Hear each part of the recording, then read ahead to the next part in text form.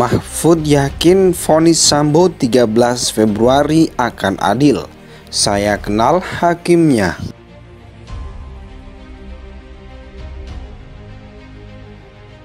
Ribu kata yang ditulis di replik tersebut menuliskan klaim kosong tanpa bukti, asumsi-asumsi baru, hingga tuduhan baru terhadap tim penasehat hukum.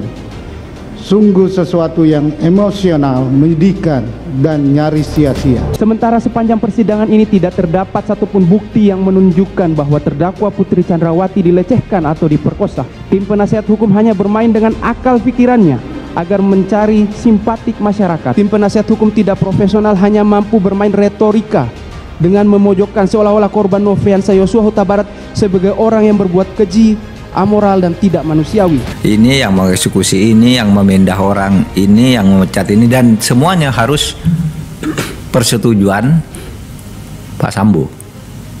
Tunggal? Kadif. Iya, tunggal. Pada akhirnya mulai dari memeriksa, menghukum, mengadili, memindah, menaikkan di situ, memberi fasilitas apa ada di kepala divisi ini, ada di Kadif. Nah, itulah sebabnya mungkin sebaiknya nih ya pakai sistem ketatanegaraan kita aja yang memeriksa dan menghukum beda dong gitu, sehingga disejajarkan aja nih dengan Sambo menurut saya orang-orang ini. Nah itu pikiran sementara ya, agar tidak ada di satu tangan. Sekarang kan pada takut juga apa namanya yang saya dengar, Pak Bintang 3 pun tidak bisa lebih tinggi dari dia, meskipun secara struktural iya. 20 poin pokok yang kalau disimak secara detail itu menunjukkan bahwa seharusnya Putri Chandrawati dibebaskan dari seluruh dakwaan.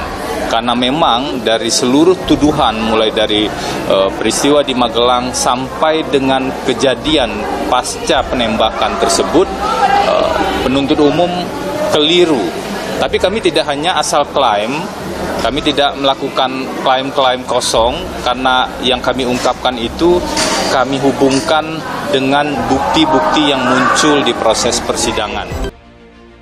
Mantan Kadif Propam Polri Ferdy Sambo segera divonis dalam kasus pembunuhan berencana terhadap Brigadir Yosua Huta Barat pada Senin 13 Februari 2022 mendatang.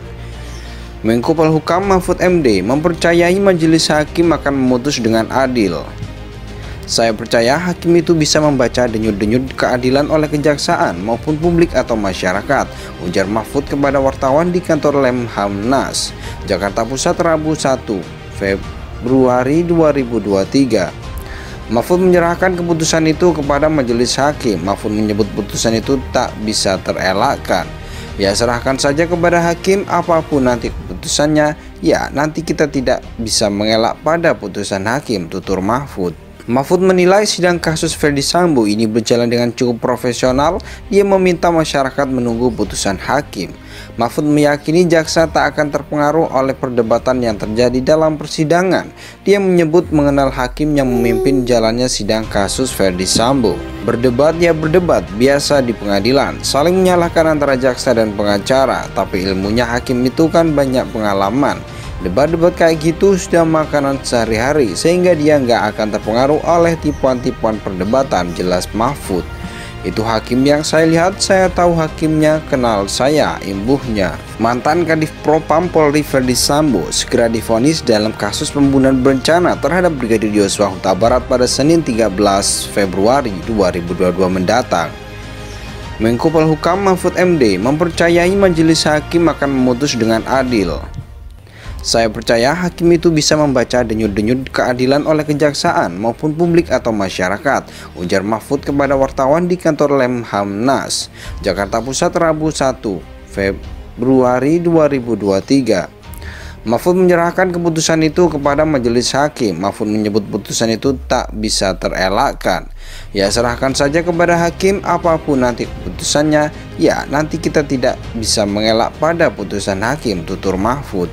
Mahfud menilai sidang kasus Ferdy Sambo ini berjalan dengan cukup profesional. Dia meminta masyarakat menunggu putusan hakim. Mahfud meyakini jaksa tak akan terpengaruh oleh perdebatan yang terjadi dalam persidangan. Dia menyebut mengenal hakim yang memimpin jalannya sidang kasus Ferdy Sambo. Berdebat ya berdebat, biasa di pengadilan, saling menyalahkan antara jaksa dan pengacara, tapi ilmunya hakim itu kan banyak pengalaman. Debat-debat kayak gitu sudah makanan sehari-hari, sehingga dia nggak akan terpengaruh oleh tipuan-tipuan perdebatan, jelas Mahfud. Itu hakim yang saya lihat, saya tahu hakimnya, kenal saya, imbuh